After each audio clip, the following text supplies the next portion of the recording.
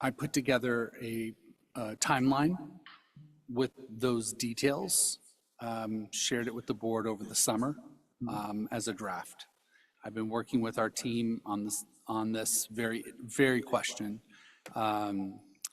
from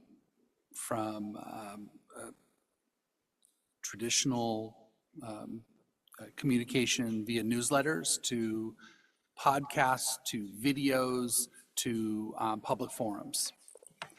The Fiscal Sustainability Task Force, I envision involving fiscal experts. I'm considering folks at the County Office of Ed who are in the business office and have gone through these processes before. They're very intimate with these things and have some ideas that might be different than what we would normally get just from our inside folks. The union representatives would be a part of it. I would reach out to parents on the coast and in the city and try to create a balanced perspective. I intend to have it facilitated, so I'm not the one at the center of it, projecting my bias, right? And then the idea is that we would meet probably 3 times, and in those 3 meetings we would present to the group. The first one would be, what are the facts? What are the details? What are the costs of everything?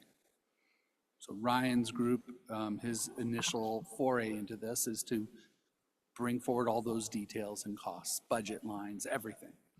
The first meeting would review those. The second meeting would begin to create the framework for proportional reductions and how that might look across our organization. Developing thresholds of reasonableness, looking at our contract, making sure that we don't violate our collective bargaining agreements, and examining potential revenue streams that we haven't examined before, right?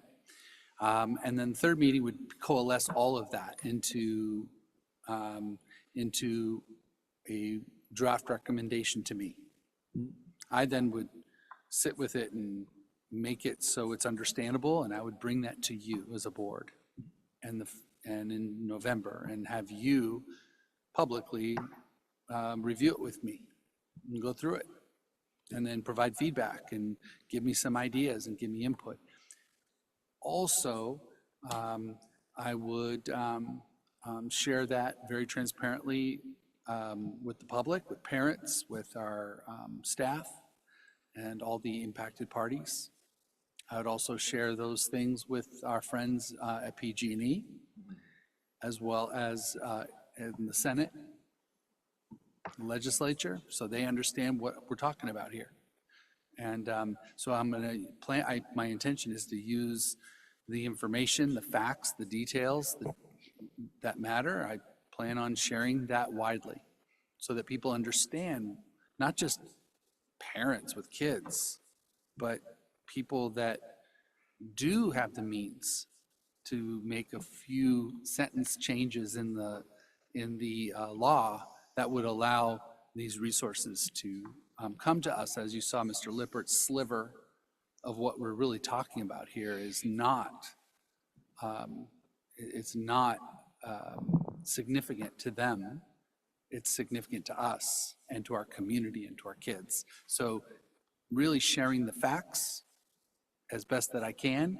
And so when I share this with you in November, my intention is to share it with everybody.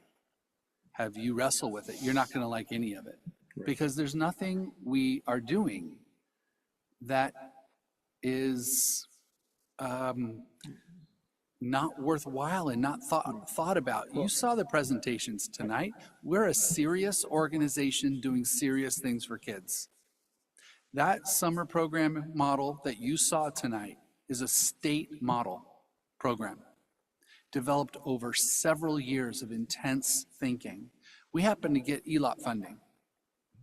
I believe that program should be shared across the nation as a gold standard for what can be offered to students in the summer, right? And I feel the same way about many of our programs that we've developed in our district that are all going to be compromised because of this. So just a couple of things that I want people to be aware of. First is we talk about the leases and the chance that